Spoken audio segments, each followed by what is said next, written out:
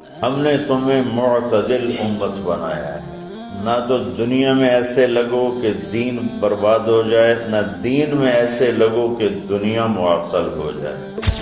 ایک دنیا کی ہوس میں بہت آگے چلے گئے، ایک دنیا بیزاری میں بہت آگے چلے گئے، تو اللہ نے دونوں کو ایسے رد کر کے فرمایا وَكَذَلِكَ جَعَلْنَاكُمْ أُمَّةً وَسَطًا، تو ہم امت واسطہ ہیں۔ ہمارے ذمے ہے جو تبلیغ والے کر رہے ہیں، ہمارے ذمے ہے کہ ہم اب اللہ کے پیغام کو لوگوں تک پہنچائیں اور ہم واسطہ بنیں بندوں اور بندوں کے رب کے درمیان۔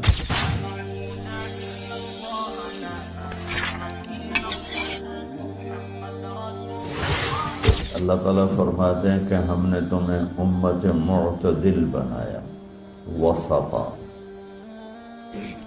ایک ترجمہ اس کا امام طبری نے کیا ہے، جو ہمارے تبلیغ والوں کے لیے بڑا، بلکہ پوری امت کے لیے، صرف تبلیغ والوں کے لیے کیوں، پوری امت کے لیے وہ ایک پیغام ہے کہ انہوں نے ایک ترجمہ یہ کیا ہے کہ ہم نے تمہیں امت واسطہ بنایا۔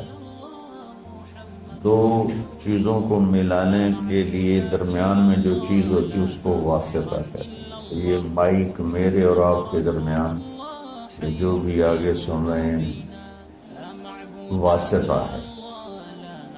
یہ دو چیزوں کو ملا رہا ہے، مجھے اور آپ کو ملا رہا ہے آواز کو بلند کر کے۔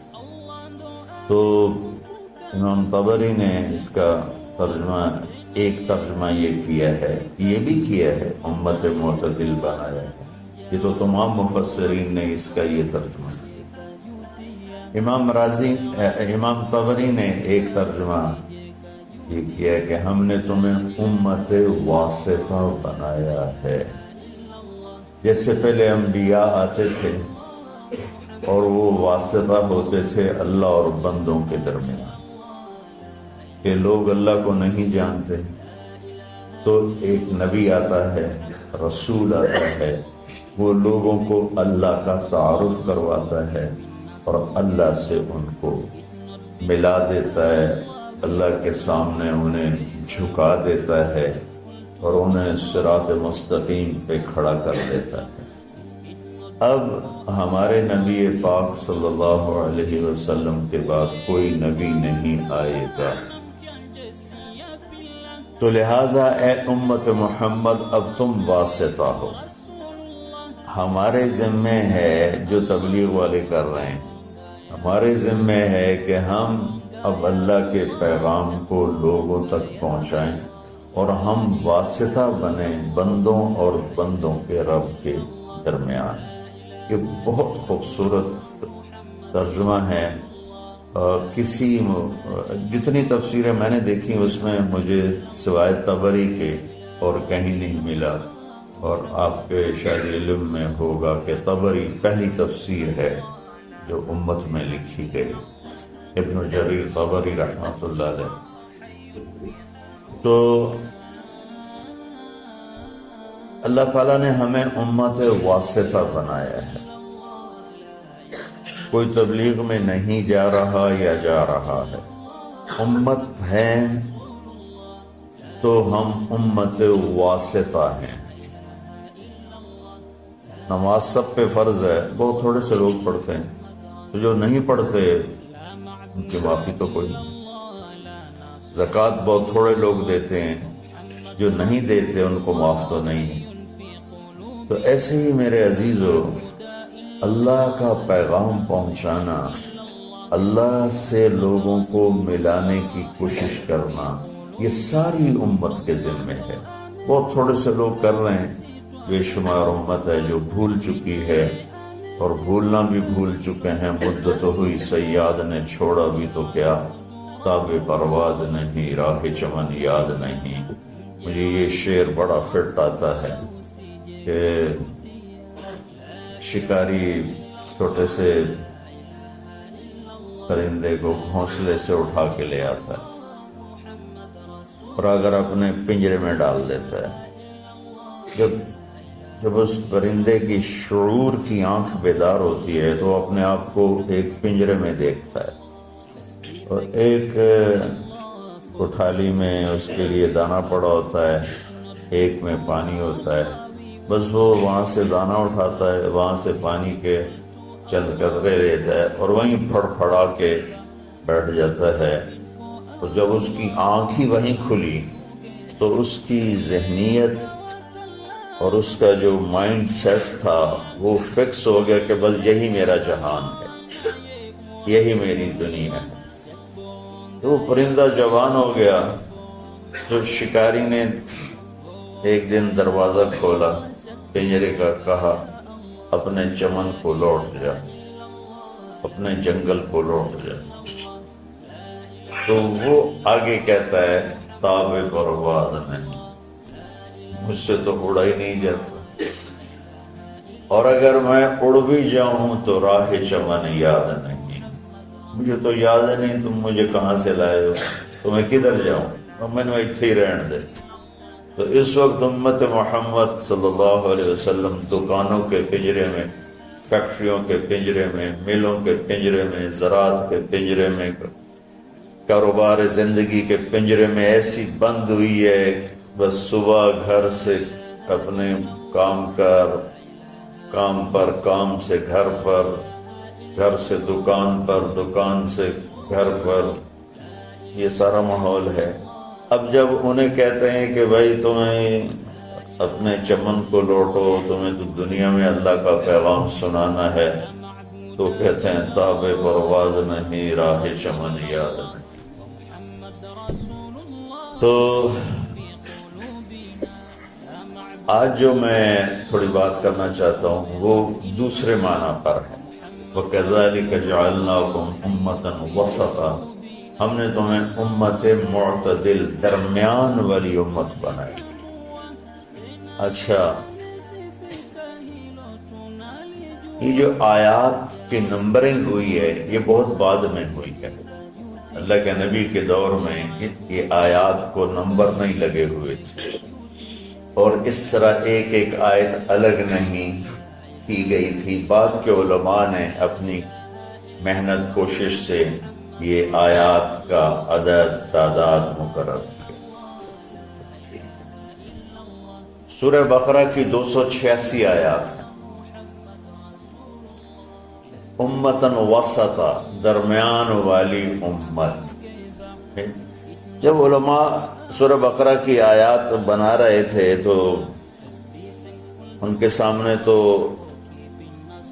پیچھے سے چلے آ رہے ہیں، امتاً وسطا ان کے سامنے، تو اس وقت آیا جب وہ یہاں پہنچے تو یہ بڑی حیرت اور قدرت خداوندی کی یہ ایک تصویر ہے کہ وَكَذَلِكَ جَعَلْنَاكُمْ أُمَّةً وَسَطًا، آیت نمبر 146 ہے، اور 146 وسط 286 ہے۔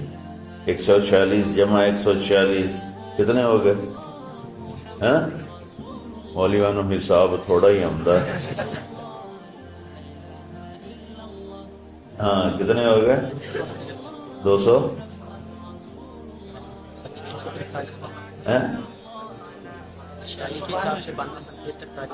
نہیں، پھر یہ آیت نمبر 143 ہے۔ میرا ذہن ہی سویا ہوا ہے، میں کیا آگے، یہ آیت نمبر 143 ہے، 146 نہیں 143 ہے۔ تو بالکل درمیان میں لفظ کے لحاظ سے، اور ادھر آیت کی تقسیم ہو رہی ہے، تو کرتے کرتے جب اس آیت پر پہنچے تو جو 143 پر رہی تھی، اور آیات 286 میں، تو اس کا وسط بنتا ہے، اور امتاً وسطا، درمیان والی امت کے پیچھے مفہوم کیا ہے؟ یہودی بہت زیادہ حرص و ہوس کا شکار ہوئے دنیا کے لیے۔ عیسائی رہبانیت میں ایسے ترک دنیا رہبانیۃ ابتدعوها ما كتبنا علیہم۔ اللہ تعالیٰ نے کہا جو خود ہی شروع کیا، میں نے تو کہا نہیں تھا۔ تو تھوڑا پیچھے چلے جائیں تو عیسائیوں میں نہانا بھی گناہ تھا، میلا کچیلا رہنا بزرگی تھی، بو آ رہی ہو، کپڑے گندے میلے، زبردستی اپنے اوپر اس قسم کے مجاہدے ڈالنا۔ تو ان کا رہبانیۃ ابتدعوها ما كتبنا علیہم، میں تو اسی آپ پہ شروع کی تھی، میں تو نہیں تو کیا۔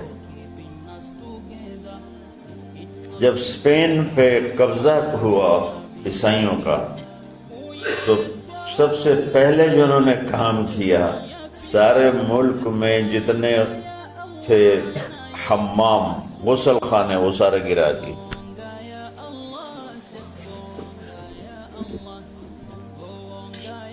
1970 تک انگلینڈ میں 1970 کو زیادہ کسی گھر میں غسل خانہ نہیں ہوتا تھا، ٹوائلٹ نہیں ہوتا تھا، باہر بنے ہوتے تھے جہاں کچھ چند پینیاں دے کے اس میں وہ اپنی ضرورت سے فارغ ہوتے تھے، کسی سے نہانا ہو تو نہاتے تھے۔ جب نئی جدید تعلیم آئی تو پھر یہ ان کے اندر تبدیلی آئی، ورنہ گندے رہنا، میلے کچلے رہنا، شادی نہیں کرنی، دنیا سے بیزاری کے مختلف طریقے، اپنے آپ کو تکلیف دینا، یہ بزرگی کی شان سمجھا جاتا تھا۔ تو اسپین پہ جب قبضہ ہوا عیسائیوں کا تو سب سے پہلے انہوں نے دو کام کیے، ایک سارے غسل خانے حمام توڑ دیے اور جتنے کتب خانے تھے سارے جلا دیے۔ لاکھوں کتابوں کے ذخیرے تھے اسپین میں علماء کے، علامہ قرطبی جیسے، ابن عربی جیسے جہاں پیدا ہوئے ہوں، بقی ابن مخلد جیسے جہاں پیدا ہوئے ہوں، ان کا میں وہ قرطبہ کی جامع مسجد دیکھنے گیا تو بس میری آنکھ نہیں میرا دل رو رہا تھا، دل کے آنسو نکل رہے تھے کہ وہ مسجد جس میں 700 سال قال اللہ وقال الرسول چلتا رہا، وہاں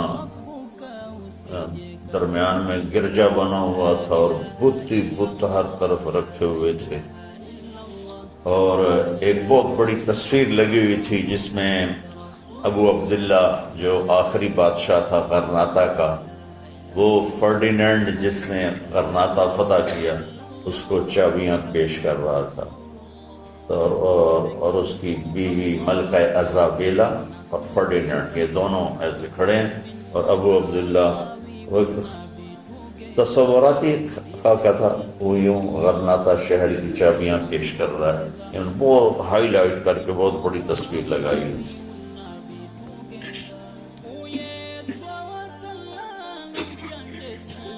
تو ایک دنیا کی ہوس میں بہت آگے چلے گئے، ایک دنیا بیزاری میں بہت آگے چلے گئے، تو اللہ نے دونوں کو ایسے رد کر کے فرمایا وَكَذَلِكَ جَعَلْنَاكُمْ أُمَّةً وَسَطًا، ہم نے تمہیں معتدل امت بنایا ہے، نہ تو دنیا میں ایسے لگو کہ دین برباد ہو جائے، نہ دین میں ایسے لگو کہ دنیا معطل ہو جائے۔